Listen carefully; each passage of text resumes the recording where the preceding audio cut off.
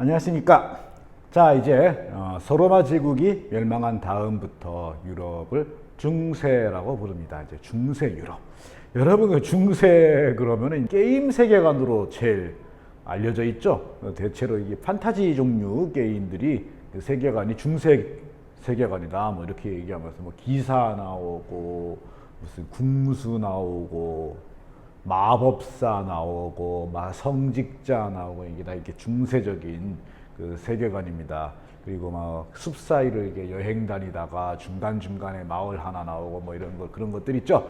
자, 근데 이 중세 유럽이 정말 그렇게 좀 그 판타스틱한 세계였는지 글쎄 한번 찾아가 보도록 하겠습니다.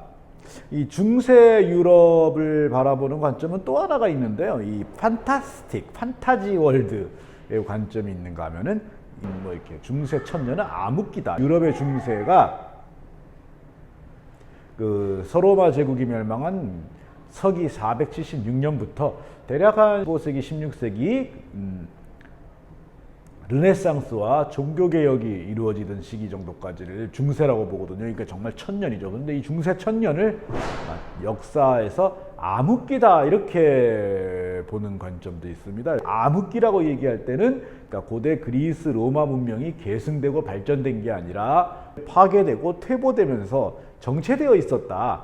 이런 이제 뜻을 가지고 있습니다. 정말 중세 천년 동안 서양 문명은 아무런 발전 없이 퇴보하거나 정체되어 있었을까요? 그것도 한번 같이 살펴보도록 하겠습니다. 자, 일단 게르만족에 대해서 알아보도록 하겠습니다. 서양 고대 역사의 주인공이 로마를 세운 라틴족이라면요, 서양의 중세 역사의 주인공은 이 로마를 멸망시킨 게르만족입니다. 이 게르만족이라고 하는 민족이 따로 있는 건 아니었어요.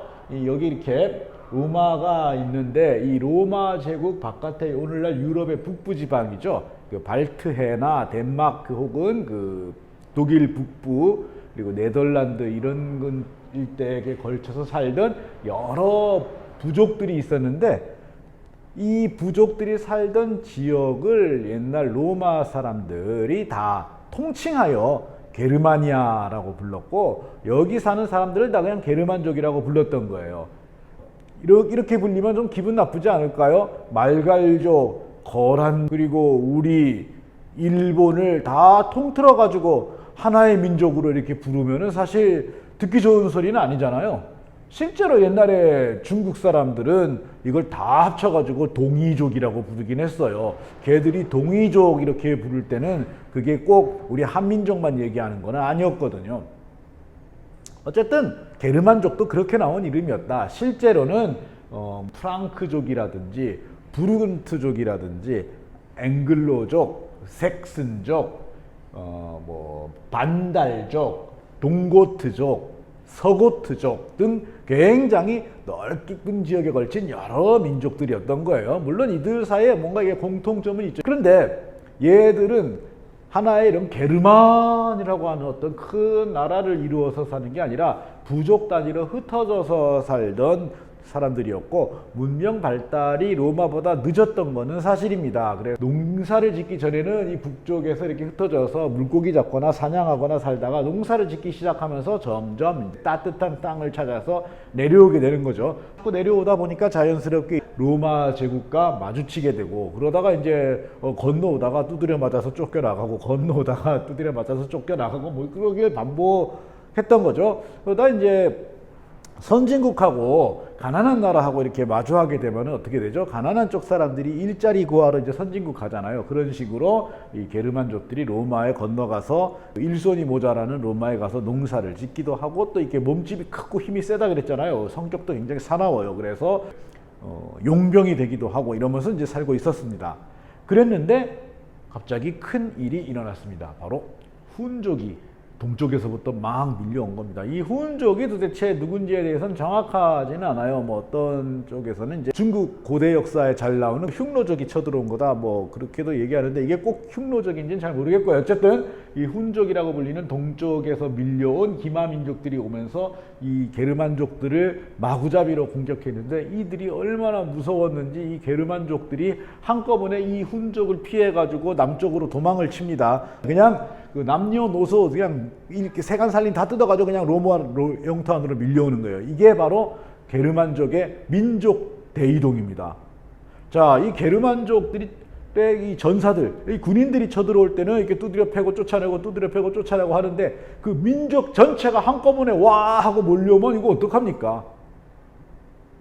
가령 요즘에 북한이 막 으르렁거리는데 북한 군이 쳐들어온다. 우리 대한민국 국군이 능히 다 막아서 쫓아낼 수 있을 거라고 봅니다. 그런데 만약에 2천만 명이 넘는 북한 인민들이 한꺼번에 와 우리 여기서 못 살아 하고 와 하고 휴전선 넘어오면요, 이거 정말 큰 재난이 아닐 수가 없죠.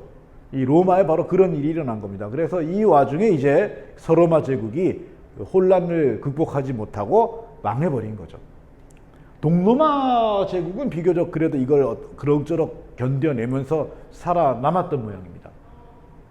문제는 이 게르만족이 로마 사람들처럼 정교한 정치나 법이나 뭐 이런 것들에 대한 지식과 기술이 없었다는 거죠. 그래서 로마는 망했는데 여기에 로마를 대체할 나라는 세워지지 않았어요. 그래서 이 게르만족들의 여러 부족들은 그냥 옛 서로마 영토 안에 들어와서는 그냥 거기에 각자 자기네식의 여러 가지 수많은 부족 국가들을 세웠습니다. 세웠으니까 또 자기들끼리 또 어떻게 해요? 뭐 싸우기도 하고 또 지 혼자 망하기도 하고 하면서 세워졌다 망했다 그러면서 그냥 엉망진창이 된 거죠. 자, 옛날 서로마 제국 영토였던 곳에는 게르만족들의 작은 부족 국가 수준의 작은 나라들이 막 생겼다 망했다를 반복하게 되는 거죠. 그래서 중세를 배경으로 하는 옛날 이야기에는 그토록 많은 왕자님과 공주님이 나오는 거죠. 걸핏하면 나오는 게 이웃나라 왕자님이잖아요. 그만큼 이웃나라가 많은 거야. 이웃나라가 많으니까 왕자님도 많겠죠. 이렇게 수백 년간 작은 나라들이 세워졌다 망했다 반복하니까 실제로 문명이 발달하지 못하고 고대 문명이 파괴되고 막 그랬겠죠. 특히 이 게르만족들 중에 가장 멀리 많이 돌아다닌 민족이 이제 반달족이에요. 그래서 이 반달족이 지나간 곳에 고대 문명이 많이 파괴가 됐던 건 사실이거든요.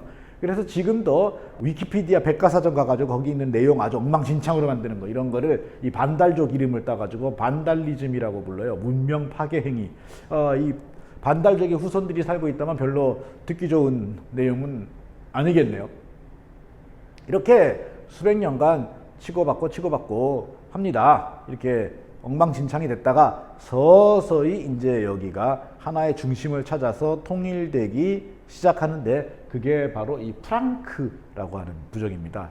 다른 게르만족들은 막 그 자기네 땅에서 이게 반달족 같은 경우 굉장히 멀리 왔잖아요, 그죠? 동고트족, 서고트족 이런 애들은 굉장히 멀리 왔는데, 공교롭게도 이 프랑크족은 그냥 자기 본거지, 오늘날의 그 라인강 지역, 벨기에 근처예요. 거기에 그냥 있었던 애들이에요. 그리고 그냥 거기에 있었기 때문에 특별히 다른 게르만족처럼 혼란스럽지 않았어요. 그리고 무엇보다도 이제 나라에서 이 프랑크 왕국은 종교를 바꿨습니다. 종교를 뭘로 바꿨느냐? 크리스트교로 바꾼 거죠. 자, 크리스트교는 어느 나라의 종교였죠? 그쵸? 콘스탄티누스 황제 이후 로마의 종교였습니다. 근데 동로마는 남아있지만 서로마는 망했죠. 그러면서 그 서로마 교회가 이제 큰 위기에 처한 겁니다. 원래 게르만족들은 이 크리스트교랑 거리가 멀어요. 게르만족의 종교는 따로 있거든요. 여러분들에게 아주 익숙한 걸로 치자면 바로 이들 나온 이게 이제 게르만족의 종교예요. 예. 다 알죠? 오딘, 토르, 뭐 이런 신들을 믿었거든요. 그랬는데 이 프랑크는 그리스도교로 개종을 한 거예요. 그래서 보호자가 없어서 덜덜 떨고 있던 로마 교회의 지도자, 걔 바로 로마 교황, 너는 우리 편 해가지고 손을 잡을 수 있게 된 거죠. 로마 교황의 손을 잡게 되면서 옛 로마에 속해 있었던 사람들과 세력들의 지지를 받게 되면서 이 프랑크 왕국은 다른 게르만족 나라들보다 훨씬 빠르게 성장할 수 있게 된 겁니다. 그러다가 700년대 후반이죠. 8세기 후반에 카를루스라고 하는 왕이 등극하면서 이 프랑크는 주변에 있는 여러 게르만족 작은 소국들을 다 통합해 가지고 이런 나라를 만들게 됩니다. 이게 이제 프랑크 왕국입니다. 이렇게 되면 서로마 제국을 거의 다 회복한 셈이 됩니다. 마침 이때 로마 교황은 비잔티움에 있던 동로마 제국의 황제하고 으르렁거리고 싸움이 붙었습니다. 당시 동로마 제국 황제는 어떻게 얘기했냐면은 황제가 교회를 지도해야 되는데 서로마에는 지금 황제가 없다. 그런데 동로마에는 황제가 있다. 그러니 동로마 황제가 유일한 로마의 황제로서 비잔티움뿐 아니라 로마 교회도 서로마 교회도 관할하겠다. 이렇게 나오는 거죠. 그러니 이 로마 교황에게는 서로마 황제가 필요한 거예요. 그런데 마치 이 프랑크 왕국이 컸잖아요. 이게 커지니까 이 카를루스 왕에게 서로마 제국의 황제가 되어 주십시오 라고 요청을 한 거죠. 그러면서 서로 둘이 딜을 한 게 교회는 교황이, 정치는 황제가 이렇게 나눈 거예요. 그러면서 이 카를루스가 서로마 제국의 황제로 올라가게 되는데 이게 800년이죠. 딱 정확히 서기 800년의 일이에요.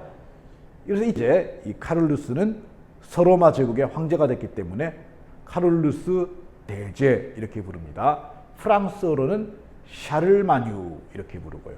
독일어로는 카를 대제 이렇게 불러요. 이게 다 같은 말인데 로마 황제라는 이름으로 붙은 거니까 로마 말인 라틴어로 불러서 카를루스 대제라고 부르는 게 제일 사리에 맞을 것 같습니다.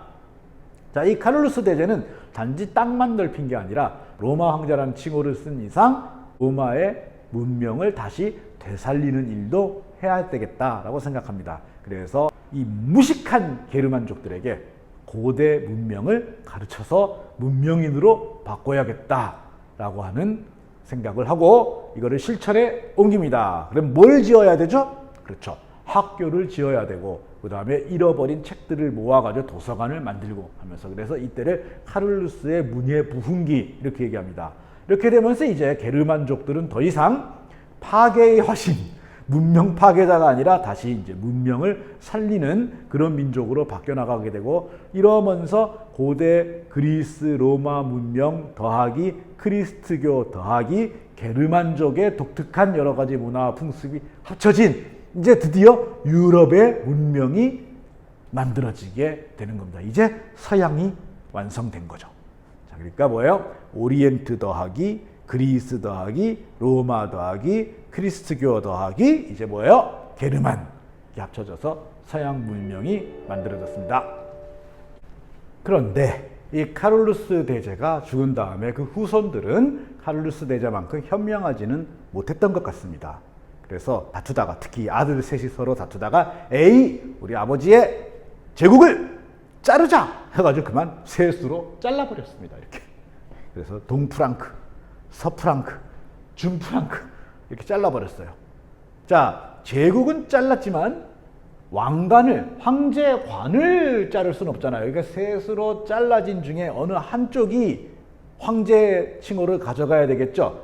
그래서 다 동프랑크의 왕이었던 오토가 로마 제국 황제의 호칭을 사용하기로 합니다. 그래서 동프랑크는 이제 그 다음에 신성 로마 제국이라고 이제 이름을 부르게 됩니다. 그리고 이 중프랑크는 전통적인 정통성을 가진 이름이 있잖아요. 뭘까요?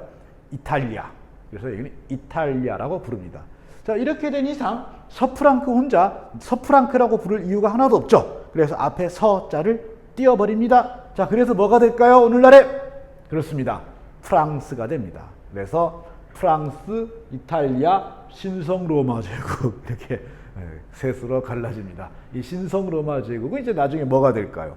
예, 그렇죠. 독일이 되는 겁니다. 그래서 오늘날 유럽의 중심 국가인 프랑스, 독일, 이탈리아는 전부 어디서 갈라져 나온 나라다? 네, 프랑크 왕국이 셋으로 갈라져서 만들어진 나라다 하면 되겠습니다. 네, 다음 시간에 뵙도록 하겠습니다. 고맙습니다.